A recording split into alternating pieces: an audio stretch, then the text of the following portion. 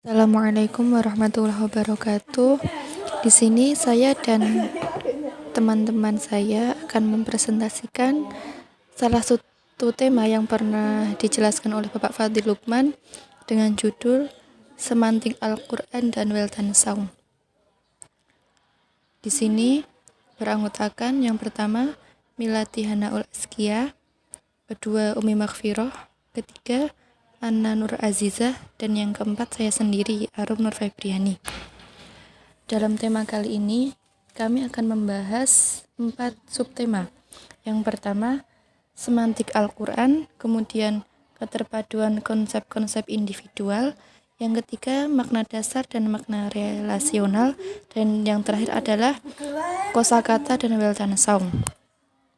Pembahasan yang pertama mengenai semantik Al-Quran.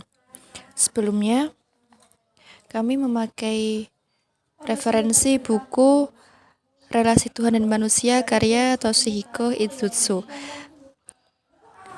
Dalam buku ini menjelaskan bahwa Al-Quran bisa didekati dengan sejumlah cara pandang yang beragam, seperti ilmu teologi, psikologi, sosiologi, tata bahasa, tafsir, dan lain sebagainya.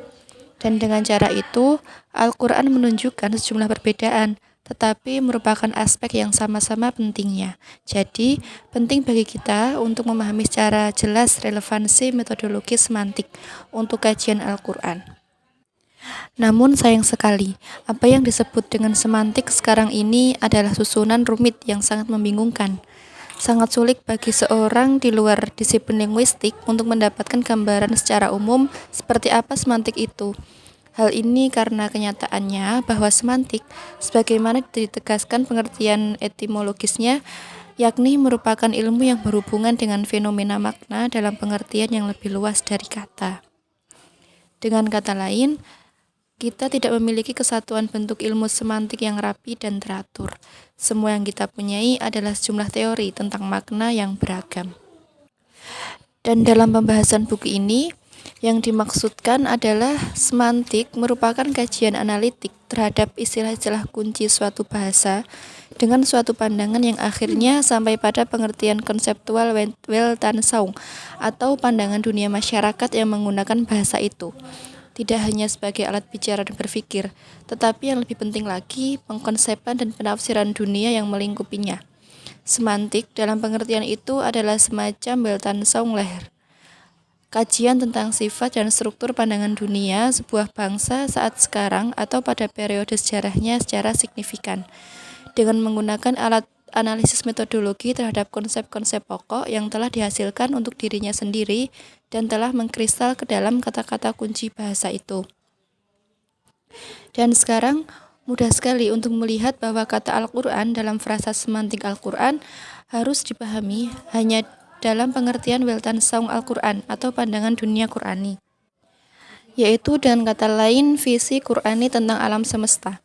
Semantik Al-Quran terutama akan mempermasalahkan persoalan-persoalan bagaimana dunia wujud distrukturkan, apa unsur pokok dunia, dan bagaimana semua itu terikat satu sama lain menurut pandangan kitab Al-Quran tersebut. Atau dalam pengertian ini, ia semacam ontologi, atau suatu ontologi yang konkret, hidup dan dinamik pada tingkat pemikiran metafisika yang abstrak.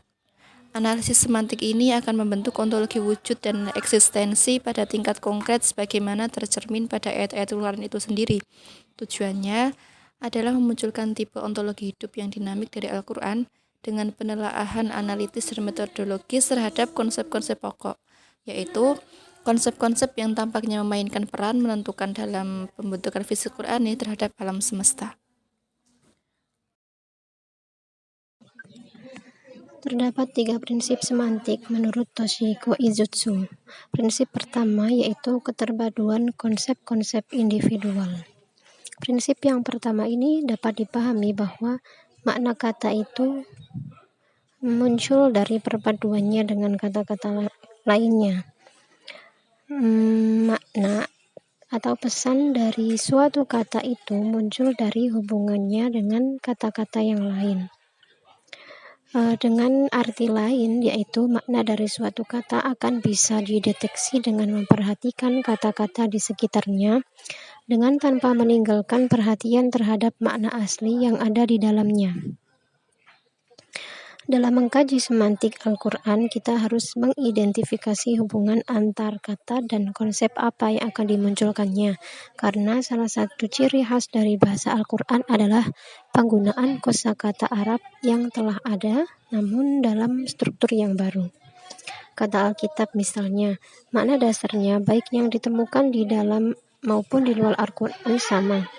Namun dalam konteks Al-Quran, kata kitab begitu diperkenalkan ke dalam sistem konseptual Islam, ditempatkan dalam hubungan erat dengan kata-kata penting Al-Quran seperti Allah, Wahyu, Tanzil, Nabi, dan Ahlun, juga kata-kata Al-Quran yang lain. Kata Alkitab menerima makna yang luar biasa pentingnya sebagai isyarat konsep religius yang sangat khusus yang dilingkupi oleh cahaya kesucian. Contoh lain yaitu kata zalim. Zalim dalam pengertian umum diterjemahkan sebagai kejahatan, sedangkan dalam konteks Al-Quran, karakter zalim meliputi mereka yang menyekutukan Allah dan mendustakan ayat-ayat Allah. Selanjutnya adalah makna dasar dan makna relasional. Keduanya ini merupakan konsep metodologi semantik utama untuk mempermudah kerja analitis kita selanjutnya.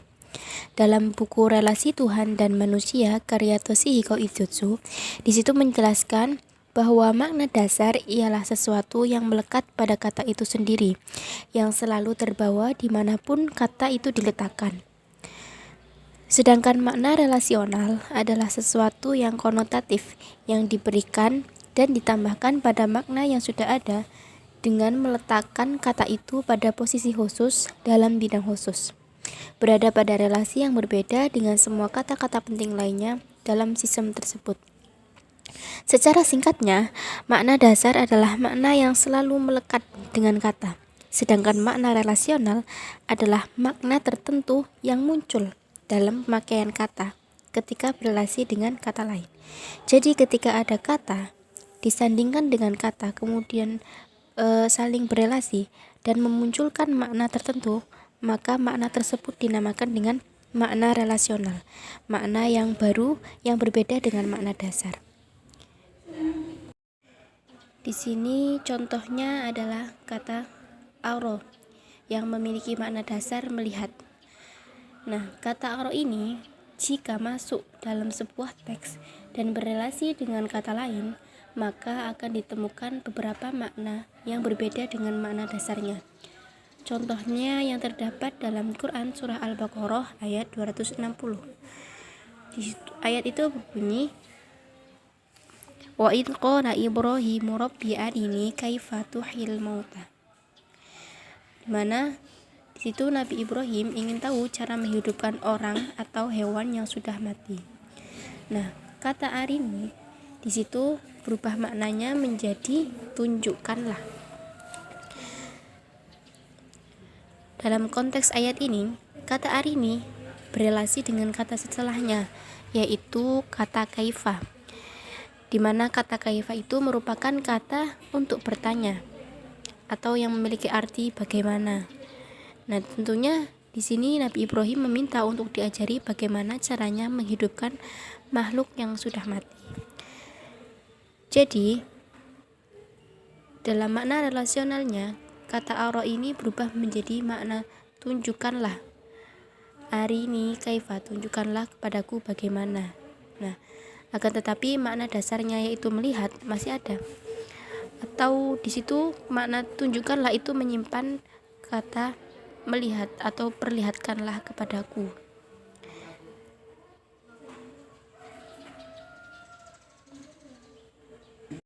Dari sini kita tahu bahwa bagaimana makna kata dipengaruhi oleh kata yang ada di dekatnya, oleh keseluruhan sistem di mana kata itu berada. Jadi makna dasarnya tetap ada, tetapi makna dasar tidak mengungkap seluruh konsep.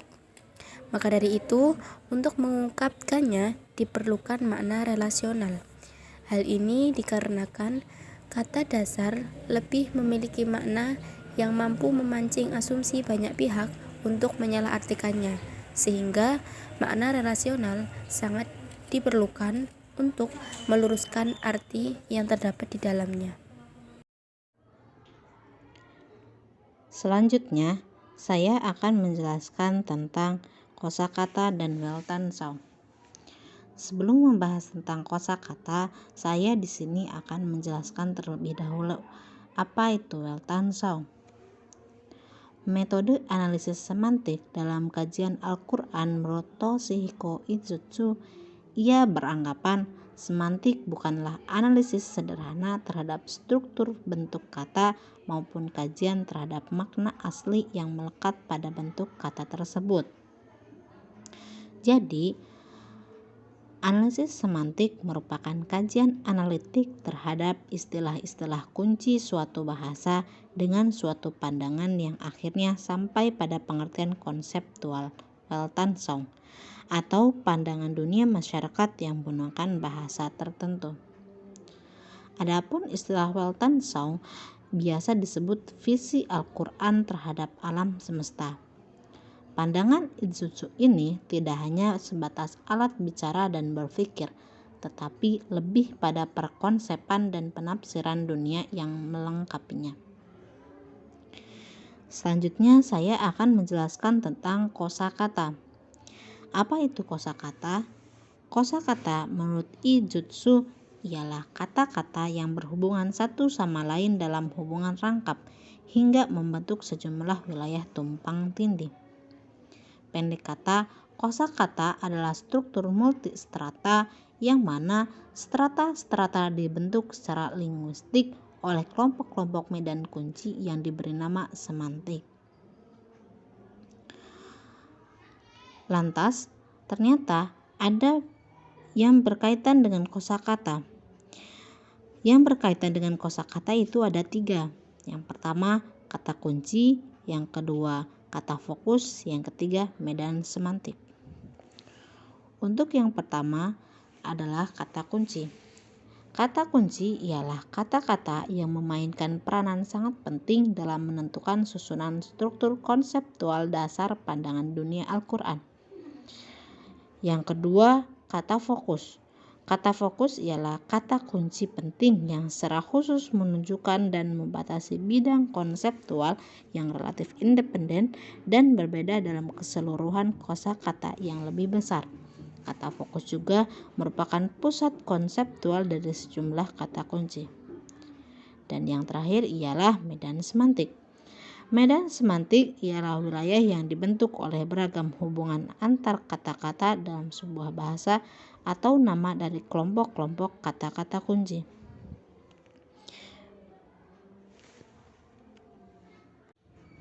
Berikut ialah konsep relasi kata iman menurut Toshihiko Izutsu.